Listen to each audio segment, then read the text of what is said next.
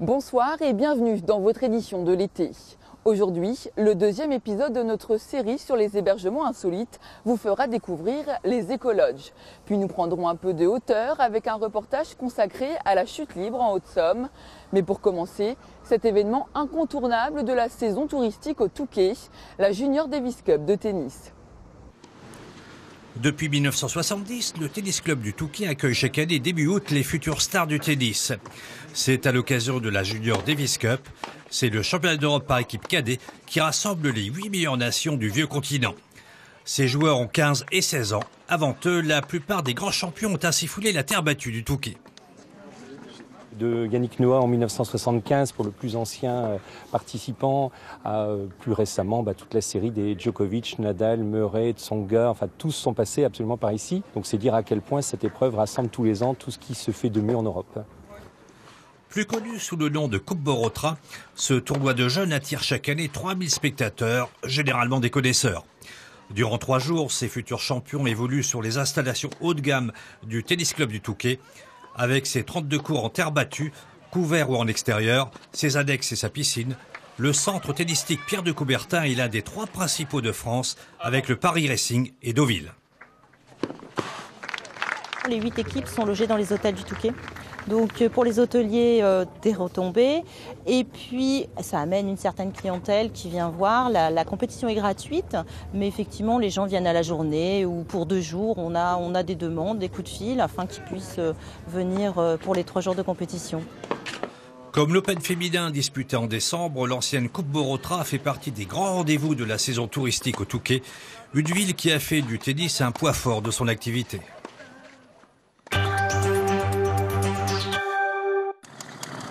Donc, bienvenue à Fief, je suis René Choquet, gritteur, maire de la commune. Si vous voulez bien me suivre, je vais vous faire visiter la commune.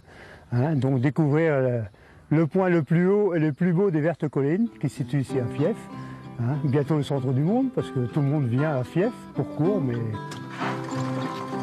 Si l'on vient à Fief aujourd'hui, cette petite commune près de Saint-Paul-sur-Ternoise, c'est certes parce que son maire est un personnage sympathique. Aussi parce que son église possède de remarquables vitraux et que Verlaine y séjournait à Noël.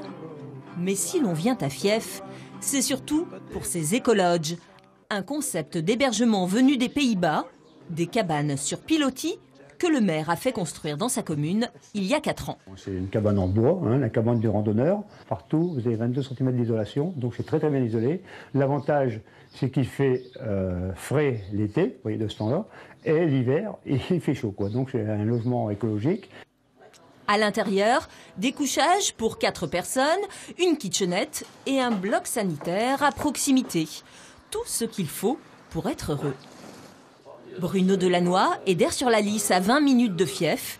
Dans ses écolodges, il y vient et revient. C'est un dépaysement total. Si vous êtes à la campagne, j'y suis aussi, mais c'est totalement la campagne, pas de bruit. Ce matin, j'ai été réveillé par l'oie d'à côté. Voilà, on se promène. Je suis parti avec le vélo électrique à la fraîche. Il n'y a pas grand monde sur la route. On respire bien. Voilà, la tranquillité dans le gîte. Et le truc, le machin. Des écolodges comme ceci, il y en a tout le long de la vallée de la Lys. Et c'est l'association Lys sans frontières qui a proposé au maire de Fief d'investir dans ces logements atypiques. Donc on a 4 sites d'écolodges pour justement développer l'itinérance à vélo. Donc les excursionnistes se baladent le long des chemins de halage et randonnent d'écolodge en écolodge pour pouvoir passer jusqu'à 1 semaine dans la vallée de la Lys.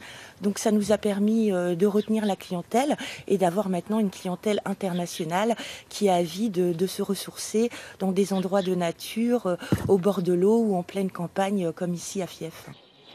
Faire bâtir 2 écolodges dans un village de 400 habitants en pleine campagne, un pari risqué pour le maire. Mais aujourd'hui, il ne regrette pas son choix, car les écolodges ne désemplissent pas. Les clients viennent de partout. Fief est devenu le centre du monde.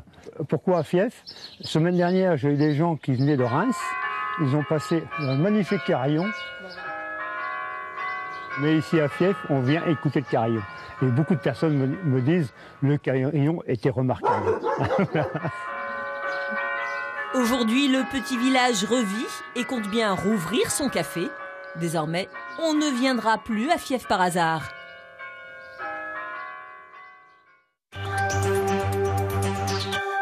C'est une espèce de substance qui va se libérer dans le corps, qui s'appelle l'adrénaline, et qui devrait compenser les effets du froid. Tu devrais pas y penser. Okay. Décollage immédiat sur la drop zone de Péronne. Et on va monter à quel niveau là? 4200 mètres de haut. 4200 mètres? Oui. Ça fait haut quand même, non? Dans le vacarme, tout le monde fait silence, les oreilles se bouchent, la pression monte, et c'est déjà trop tard pour reculer. Armen apprend à sauter seul. Guénaël n'est jamais bien loin, une main sur le harnais de son élève, et l'autre main sur l'élève parfois. Une piqûre de rappel, pas le droit à l'erreur à cette altitude.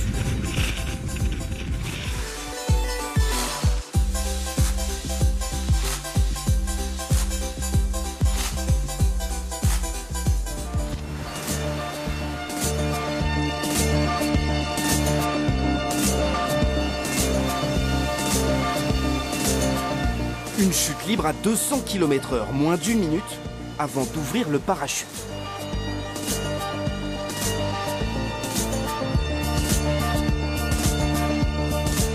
Guénaël me passe les commandes, pour un instant, planant.